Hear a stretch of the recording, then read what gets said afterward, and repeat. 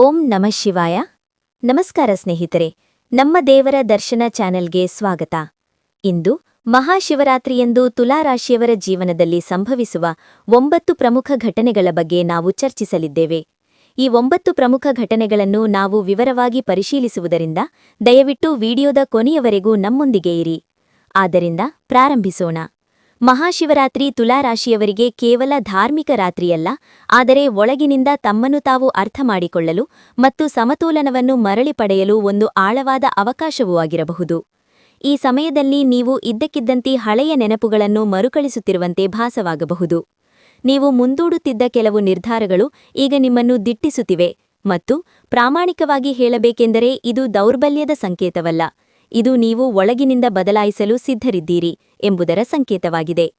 ಅನೇಕ ತುಲಾರಾಶಿಯವರು ತಮ್ಮನ್ನು ತಾವು ಈ ಪ್ರಶ್ನೆಯನ್ನು ಕೇಳಿಕೊಳ್ಳುತ್ತಾರೆ: ನಾನು ಯಾವುದಕ್ಕಾಗಿ ರಾಜಿ ಮಾಡಿಕೊಳ್ಳುತ್ತಿದ್ದೇನೆ? ನನ್ನ ಶಾಂತಿ ನಿಜವಾಗಿಯೂ ನನ್ನ ಕೈಯಲ್ಲಿದೆಯೇ? ಮತ್ತು ನಿಜವಾದ ಬದಲಾವಣೆ ಪ್ರಾರಂಭವಾಗುವುದು ಇಲ್ಲಿಯೇ, ಏಕೆಂದರೆ ನಿಮ್ಮ ದೊಡ್ಡ ಶಕ್ತಿ ಯಾವಾಗಲೂ ಸಮತೋಲನವಾಗಿರುತ್ತದೆ. ಆದರೆ ಕೆಲವೊಮ್ಮೆ ಇತರರನ್ನು ಸಂತೋಷಪಡಿಸುವ ಅನ್ವೇಷಣೆಯಲ್ಲಿ ನೀವು ನಿಮ್ಮನ್ನು ಹಿಂದೆ ಬಿಡುತ್ತೀರಿ. ಮಹಾಶಿವರಾತ್ರಿಯ ಶಕ್ತಿಯು ನಿಮಗಾಗಿ ನಿಲ್ಲುವುದು ಮುಖ್ಯ ಎಂದು ನಿಮಗೆ ಅರಿತುಕೊಳ್ಳುವಂತೆ ಮಾಡುತ್ತದೆ.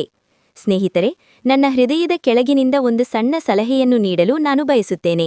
ಎಚ್ಚರಿಕೆಯಿಂದ ಆಲಿಸಿ. ಈ ಸಮಯದಲ್ಲಿ ನಿಮ್ಮಲ್ಲಿರುವ ಯಾವುದೇ ಭಾವನೆಗಳನ್ನು ನಿಗ್ರಹಿಸಬೇಡಿ. ನಿಮ್ಮ ಮನಸ್ಸು ಶಾಂತಿಯನ್ನು ಬಯಸಿದರೆ ಸ್ವಲ್ಪ ದೂರವನ್ನು ರಚಿಸಿ. ನಿಮ್ಮ ಹೃದಯವು ಹೊಸದನ್ನು ಪ್ರಾರಂಭಿಸಲು ನಿಮ್ಮನ್ನು ಪ್ರೇರೇಪಿಸಿದರೆ ಭಯಪಡಬೇಡಿ. ಈ ಸಮಯದಲ್ಲಿ ಅನೇಕ ತುಲಾರಾಶಿಯವರು ಸಂಬಂಧಗಳ ಸತ್ಯವನ್ನು ನೋಡಬಹುದು. ನಿಜವಾಗಿಯೂ ಯಾರು ಇದ್ದಾರೆ ಮತ್ತು ಯಾರು ನಟಿಸುತ್ತಿದ್ದಾರೆ ಎಂಬುದನ್ನು ಗುರುತಿಸುವುದು ಮೊದಲಿಗೆ ಅಗಾಧವೆನಿಸಬಹುದು, ಆದರೆ ಇದು ಅಂತಿಮವಾಗಿ ನಿಮಗೆ ಮಾನಸಿಕ ಹಗುರತೆಯನ್ನು ತರುತ್ತದೆ. ಈ ಮಹಾಶಿವರಾತ್ರಿಯು ನೀವು ಒಳಗಿನಿಂದ ಬಲಶಾಲಿಯಾಗಲು ಒಂದು ಸಮಯವಾಗಬಹುದು. ಕೆಲವರು ಇದ್ದಕ್ಕಿದ್ದಂತೆ ಹೊಸ ಅವಕಾಶವನ್ನು ಪಡೆಯಬಹುದು. ಕೆಲವರು ಹಳೆಯ ಹೊರೆಗಳನ್ನು ಬಿಡುವ ಸಂಕೇತವನ್ನು ಅನುಭವಿಸುತ್ತಾರೆ, ಮತ್ತು ಇತರರು ತಮ್ಮ ನಿಜವಾದ ಮಾರ್ಗವನ್ನು ಅರಿತುಕೊಳ್ಳುತ್ತಾರೆ. ಆದರೆ ನೆನಪಿಡಿ, ನಿಮ್ಮ ದಿಕ್ಕನ್ನು ನಿರ್ಧರಿಸುವುದು ಗ್ರಹಗಳು ಮಾತ್ರವಲ್ಲ, ನಿಮ್ಮ ನಿರ್ಧಾರಗಳು. ಆದ್ದರಿಂದ ಪ್ರತಿಯೊಂದು ರಾಶಿಯನ್ನು ಬುದ್ಧಿವಂತಿಕೆಯಿಂದ ಪರಿಗಣಿಸಿ. ಆತುರಪಡಬೇಡಿ, ಆದರೆ ಸಮತೋಲನ ಮತ್ತು ಆತ್ಮವಿಶ್ವಾಸದಿಂದ ಮುಂದುವರಿಯಿರಿ. ಸ್ನೇಹಿತರೆ, ಈ ವಿಡಿಯೋದಲ್ಲಿ ತುಲಾರಾಶಿಯವರಿಗೆ ಮಹಾಶಿವರಾತ್ರಿಯಂದು ಸಂಭವಿಸುವ 9 ಪ್ರಮುಖ ಘಟನೆಗಳನ್ನು ನಾನು ಹಂಚಿಕೊಳ್ಳುತ್ತೇನೆ. ಇದು ಕೇವಲ ಭವಿಷ್ಯವಾಣಿಯಲ್ಲ, ಬದಲಾಗಿ ವೈಯಕ್ತಿಕಗೊಳಿಸಿದ ಪ್ರಾಮಾಣಿಕ ಸಲಹೆಯಾಗಿದ್ದು, ನೀವು ಕೇಳುವುದಕ್ಕಷ್ಟೇ ಅಲ್ಲದೆ ನಿಮ್ಮ ಜೀವನದಲ್ಲಿ ಸರಿಯಾದ ಸಮಯದಲ್ಲಿ ಸರಿಯಾದ ನಿರ್ಧಾರಗಳನ್ನು ತೆಗೆದುಕೊಳ್ಳಲು ಸಹ ಸಾಧ್ಯವಾಗುತ್ತದೆ. ಆದ್ದರಿಂದ ಮೊದಲ ಪ್ರಮುಖ ಘಟನೆ ಏನು ಹೇಳುತ್ತದೆ ಎಂದು ನೋಡೋಣ. ಸ್ನೇಹಿತರೆ, ಆಂತರಿಕ ಪರಿವರ್ತನೆ ಮತ್ತು ನಿಮ್ಮ ಸ್ವಂತ ಸತ್ಯವನ್ನು ಎದುರಿಸುವುದು. ತುಲಾ, ಮಹಾಶಿವರಾತ್ರಿಯ ಹೊತ್ತಿಗೆ ನಿಮ್ಮೊಳಗೆ ಏನೋ ಬದಲಾವಣೆಯಾಗುತ್ತಿರುವುದನ್ನು ನೀವು ಅನುಭವಿಸಬಹುದು. ಹೊರಗಿನಿಂದ ಎಲ್ಲವೂ ಒಂದೇ ರೀತಿ ಕಾಣಿಸಬಹುದು, ಆದರೆ ಒಳಗೆ ಆಳವಾಗಿ ನೀವು ಹಳೆಯ ನಿರ್ಧಾರಗಳು, ಸಂಬಂಧಗಳು ಮತ್ತು ನಿಮ್ಮ ಸ್ವಂತ ಆಲೋಚನೆಯನ್ನು ಹೊಸ ದೃಷ್ಟಿಕೋನದಿಂದ ನೋಡಲು ಪ್ರಾರಂಭಿಸುತ್ತೀರಿ. ನೀವು ಬಹಳ ದಿನಗಳಿಂದ ನಿರ್ಲಕ್ಷಿಸಿರುವ ವಿಷಯಗಳನ್ನು ನೀವು ನೆನಪಿಸಿಕೊಳ್ಳಬಹುದು, ಮತ್ತು ಈ ಸಮಯದಲ್ಲಿ ನಿಮ್ಮ ಮನಸ್ಸು ನಿಮಗೆ ಸತ್ಯದಿಂದ ಓಡಿ ಹೋಗಲು ಸಾಧ್ಯವಿಲ್ಲ ಎಂಬ ಸ್ಪಷ್ಟ ಸಂಕೇತಗಳನ್ನು ನೀಡುತ್ತದೆ. ಸ್ನೇಹಿತರೆ, ಇತರರನ್ನು ಸಂತೋಷವಾಗಿಡಲು ನೀವು ಆಗಾಗ್ಗೆ ನಿಮ್ಮ ಸ್ವಂತ ಭಾವನೆಗಳನ್ನು ನಿಗ್ರಹಿಸಿದ್ದೀರಿ ಅಥವಾ ಕೆಲವು ಸ್ಥಳಗಳಲ್ಲಿ ಅತಿಯಾಗಿ ರಾಜಿ ಮಾಡಿಕೊಂಡಿದ್ದೀರಿ ಎಂದು ನೀವು ಇದ್ದಕ್ಕಿದ್ದಂತೆ ಅರಿತುಕೊಳ್ಳಬಹುದು. ಈ ಅರಿವು ಮೊದಲಿಗೆ ಸ್ವಲ್ಪ ಅಗಾಧವೆನಿಸಬಹುದು, ಆದರೆ ನನ್ನನ್ನು ನಂಬಿ, ಇದು ನಿಜವಾದ ಶಕ್ತಿ ಪ್ರಾರಂಭವಾಗುವ ಕ್ಷಣ. ಸ್ನೇಹಿತರೆ, ಏಕೆಂದರೆ ಒಬ್ಬ ವ್ಯಕ್ತಿಯು ತಮ್ಮದೇ ಆದ ಸತ್ಯವನ್ನು ಒಪ್ಪಿಕೊಂಡಾಗ ಮಾತ್ರ ಜೀವನವು ಸರಿಯಾದ ದಿಕ್ಕಿನಲ್ಲಿ ತಿರುವು ಪಡೆಯುತ್ತದೆ. ಸ್ನೇಹಿತರೆ, ನನ್ನ ಹೃದಯದಿಂದ ನನಗೆ ಒಂದು ಸಣ್ಣ ಸಲಹೆಯಿದೆ. ಈ ಸಮಯದಲ್ಲಿ ನಿಮ್ಮನ್ನು ನಿರ್ಣಯಿಸಬೇಡಿ. ಉದ್ಭವಿಸುವ ಯಾವುದೇ ಆಲೋಚನೆಗಳು ಅಥವಾ ಭಾವನೆಗಳನ್ನು ಅರ್ಥಮಾಡಿಕೊಳ್ಳಲು ಪ್ರಯತ್ನಿಸಿ. ಸ್ವಲ್ಪ ಸಮಯ ಒಂಟಿಯಾಗಿ ಕಳೆಯಿರಿ. ನಿಮ್ಮ ಆಲೋಚನೆಗಳನ್ನು ಬರೆಯಿರಿ ಅಥವಾ ಸುಮ್ಮನೆ ಕುಳಿತು, ನನಗೆ ನಿಜವಾಗಿಯೂ ಏನು ಬೇಕು ಎಂದು ನಿಮ್ಮನ್ನು ಕೇಳಿಕೊಳ್ಳಿ. ನೀವು ಒಳಗಿನಿಂದ ಉತ್ತರಗಳನ್ನು ಪಡೆಯಲು ಪ್ರಾರಂಭಿಸುತ್ತೀರಿ.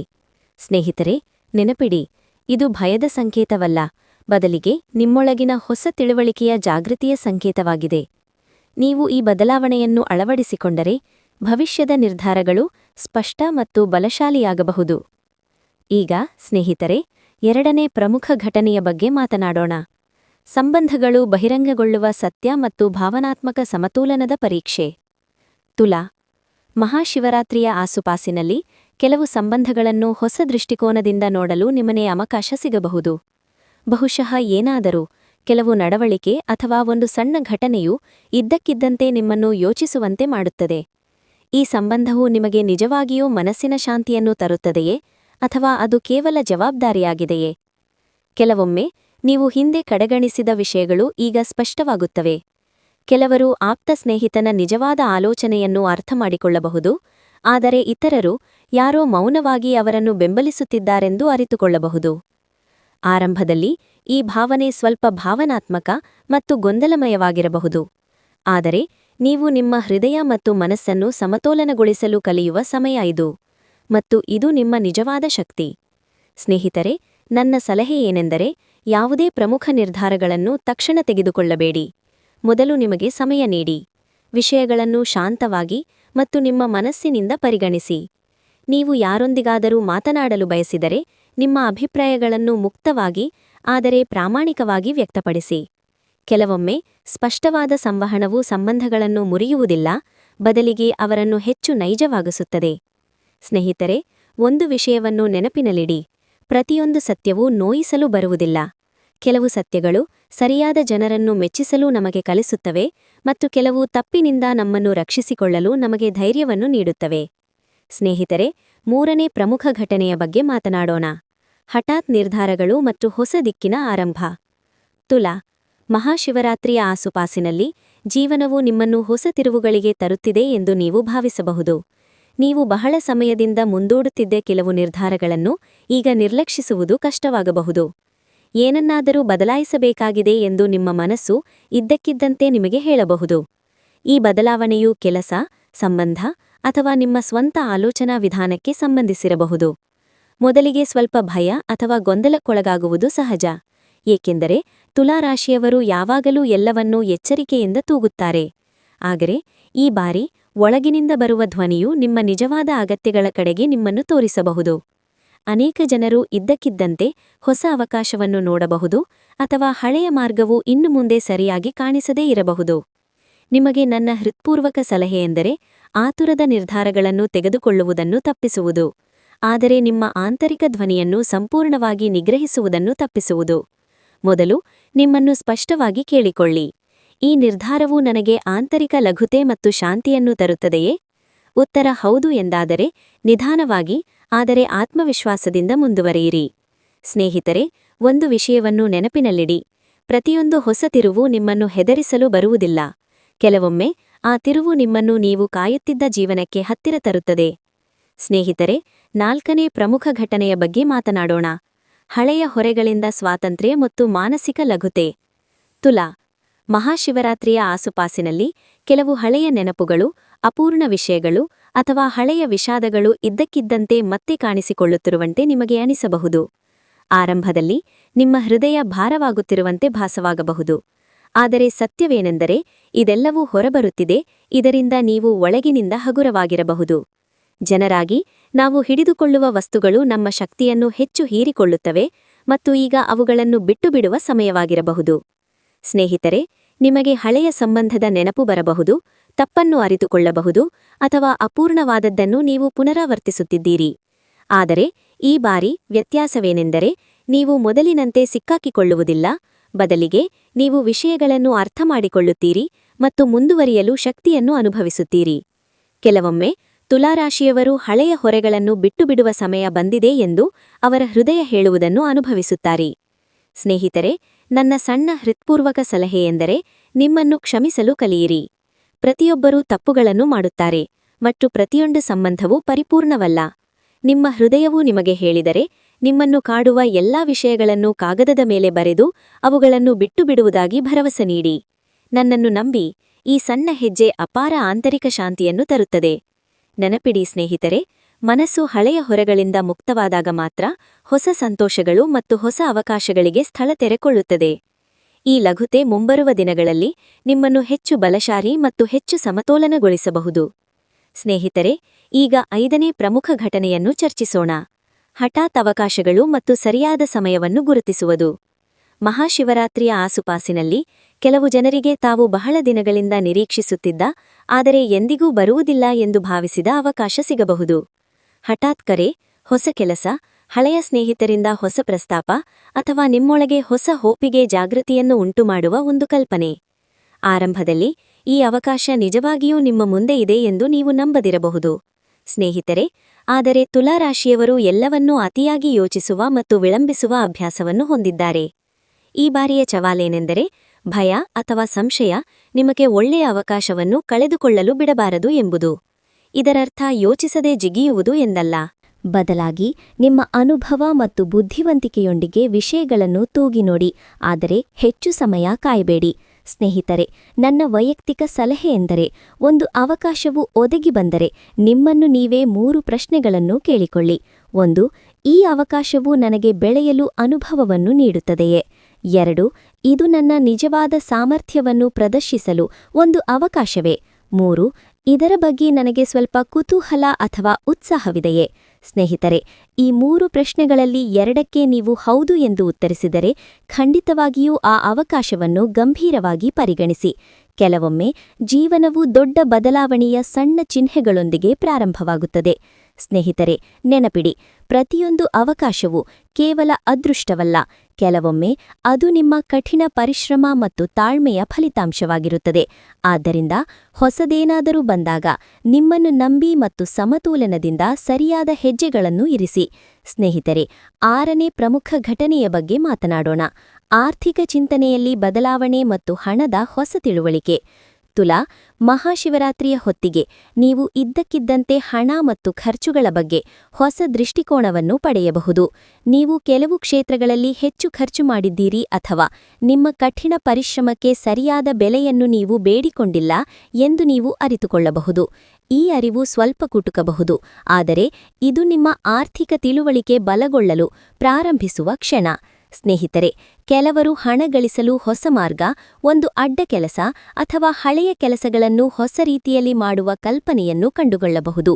ಏತನ್ಮಧ್ಯೆ ಕೆಲವು ತುಲಾರಾಶಿಯವರು ತಮ್ಮ ಆದ್ಯತೆಗಳನ್ನು ಸ್ಪಷ್ಟಪಡಿಸಬೇಕು ಎಂದು ಭಾವಿಸಬಹುದು.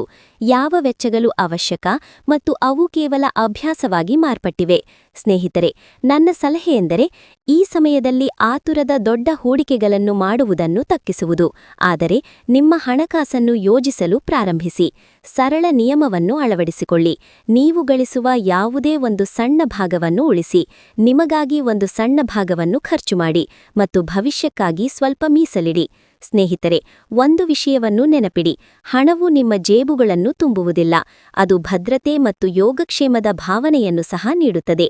ಆರ್ಥಿಕ ಚಿಂತನೆಯು ಸಮತೋಲನಗೊಂಡಾಗ ಜೀವನದಲ್ಲಿ ಇತರ ನಿರ್ಧಾರಗಳು ಸ್ಪಷ್ಟವಾಗುತ್ತವೆ. ಸ್ನೇಹಿತರೆ, 7ನೇ ಪ್ರಮುಖ ಘಟನೆಯ ಬಗ್ಗೆ ಮಾತನಾಡೋಣ. ಸತ್ಯದ ಹಠಾತ್ ಸಾಕ್ಷಾತ್ಕಾರ ಮತ್ತು ಜನರ ಬಗ್ಗೆ ಹೊಸ ದೃಷ್ಟಿಕೋನ. ತುಲಾ, ಈ ಸಮಯದಲ್ಲಿ ನೀವು ಕೆಲವು ಜನರ ನಿಜವಾದ ಆಲೋಚನೆಗಳು ಅಥವಾ ಉದ್ದೇಶಗಳನ್ನು ಸ್ಪಷ್ಟವಾಗಿ ನೋಡಲು ಪ್ರಾರಂಭಿಸಬಹುದು. ಬಹುಶಃ ಒಂದು ಸಣ್ಣ ವಿಷಯ, ನಡವಳಿಕೆ ಅಥವಾ ಸನ್ನಿವೇಶವು ನಿಮ್ಮೊಂದಿಗೆ ಪೂರ್ಣ ಹೃದಯದಿಂದ ಯಾರು ಇದ್ದಾರೆ ಮತ್ತು ಸಂದರ್ಭಗಳಿಂದಾಗಿ ಯಾರು ಇದ್ದಾರೆ ಎಂಬುದನ್ನು ನಿಮಗೆ ಬಹಿರಂಗಪಡಿಸುತ್ತದೆ. ಆರಂಭದಲ್ಲಿ ಈ ಭಾವನೆ ಸ್ವಲ್ಪ ಆಘಾತಕಾರಿಯಾಗಿರಬಹುದು, ಏಕೆಂದರೆ ತುಲಾರಾಶಿಯು ಪೂರ್ಣ ಹೃದಯದಿಂದ ಸಂಬಂಧಗಳನ್ನು ಪೋಷಿಸುವ ಸಂಕೇತವಾಗಿದೆ. ಆದರೆ ನನ್ನನ್ನು ನಂಬಿರಿ, ಈ ಸಮಯವು ನಿಮ್ಮನ್ನು ದುರ್ಬಲಗೊಳಿಸಲಲ್ಲ, ಆದರೆ ಭಾವನಾತ್ಮಕವಾಗಿ ನಿಮ್ಮನ್ನು ಬಲಪಡಿಸಲು.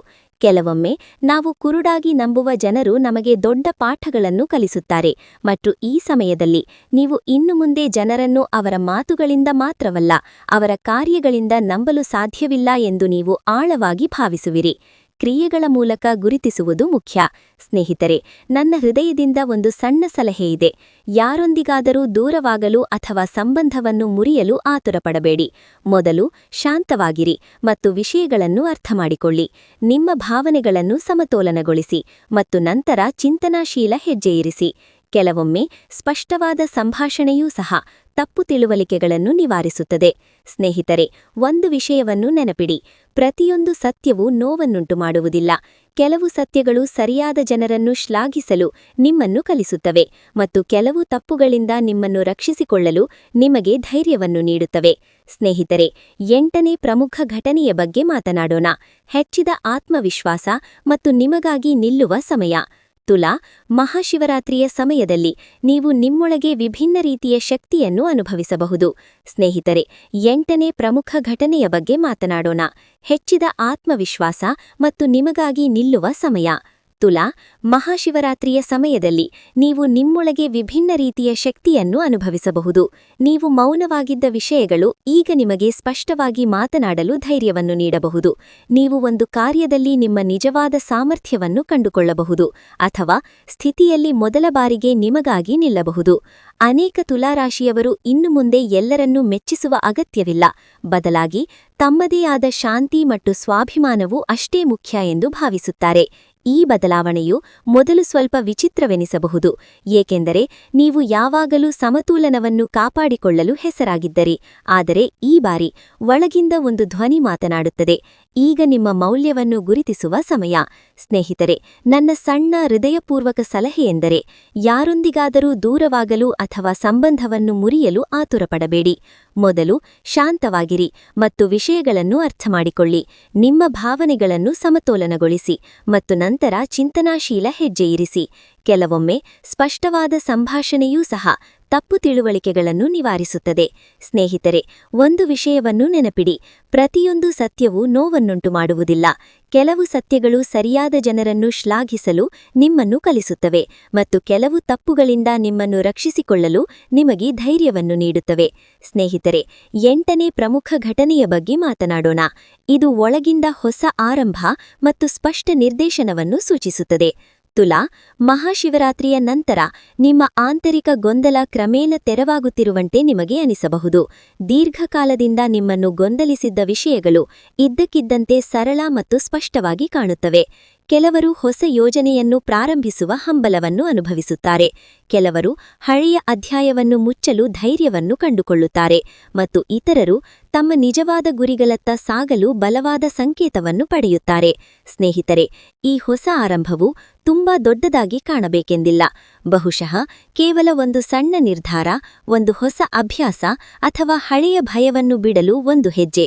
ಆದರೆ ನೆನಪಿಡಿ ಸ್ನೇಹಿತರೆ, ಜೀವನ ಬದಲಾವಣೆಗಳು ಹೆಚ್ಚಾಗಿ ಸಣ್ಣ ಆದರೆ ನಿಜವಾದ ನಿರ್ಧಾರಗಳೊಂದಿಗೆ ಪ್ರಾರಂಭವಾಗುತ್ತವೆ ಮತ್ತು ಈ ಸಮಯದಲ್ಲಿ ಒಳಗಿಂದ ಬರುವ ಶಾಂತಿ ಮತ್ತು ಸ್ಪಷ್ಟತೆ ನಿಮಗೆ ಸರಿಯಾದ ದಿಕ್ಕನ್ನು ತೋರಿಸುತ್ತದೆ. ನಿಮಗೆ ನನ್ನ ಹೃದಯಪೂರ್ವಕ ಸಲಹೆಯೆಂದರೆ ಎಲ್ಲವನ್ನೂ ಒಂದೇ ಬಾರಿಗೆ ಬದಲಾಯಿಸಲು ಆತುರಪಡಬೇಡಿ. ಒಂದೊಂದೇ ಹೆಜ್ಜೆ ಮುಂದೆ ಹೋಗಿ ಮತ್ತು ಪ್ರತಿ ಸಣ್ಣ ಬದಲಾವಣೆಯನ್ನು ಅನುಭವಿಸಿ. ನಿಮ್ಮ ಮನಸ್ಸು ನಿಮ್ಮನ್ನು ಪದೇ ಪದೇ ಹೊಸ ಪಾದ ಕಡೆಗೆ ತೋರಿಸಿದರೆ ಅದನ್ನು ನಿರ್ಲಕ್ಷಿಸಬೇಡಿ, ಏಕೆಂದರೆ ಕೆಲವೊಮ್ಮೆ ಆ ಒಳಗಿನ ಧ್ವನಿಯೇ ನಮಗೆ ನಿಜವಾದ ಮಾರ್ಗದರ್ಶನವನ್ನು ನೀಡುತ್ತದೆ. ನೆನಪಿಡಿ ಸ್ನೇಹಿತರೆ, ಇದು ಅಂತ್ಯವಲ್ಲ, ಆದರೆ ಹೊಸ ಅಧ್ಯಾಯದ ಆರಂಭ. ನೀವು ಈ ಸಮಯವನ್ನು ಬುದ್ಧಿವಂತಿಕೆ, ಸಮತೋಲನ ಮತ್ತು ಆತ್ಮವಿಶ್ವಾಸದಿಂದ ಸಮೀಪಿಸಿದರೆ ಮುಂದಿನ ದಿನಗಳು ನಿಮ್ಮನ್ನು ಹಿಂದಿನಂತೆ ಎಲ್ಲಕ್ಕಿಂತ ಬಲಶಾಲಿ ಮತ್ತು ಹೆಚ್ಚು ಸಮತೋಲನಗೊಂಡಂತೆ ಮಾಡಬಹುದು. ಸ್ನೇಹಿತರೆ, ನೀವು ಇಂದಿನ ವಿಡಿಯೋವನ್ನು ಆನಂದಿಸಿದ್ದರೆ ಪ್ಲೀಸ್ ಲೈಕ್ ಮಾಡಿ, ಚಾನೆಲ್ಗೆ ಸಬ್ಸ್ಕ್ರೈಬ್ ಮಾಡಿ ಮತ್ತು ಕಮೆಂಟ್ಸ್ ವಿಭಾಗದಲ್ಲಿ ನಿಮ್ಮ ಅಭಿಪ್ರಾಯವನ್ನು ಬಿಡಿ. ಧನ್ಯವಾದ.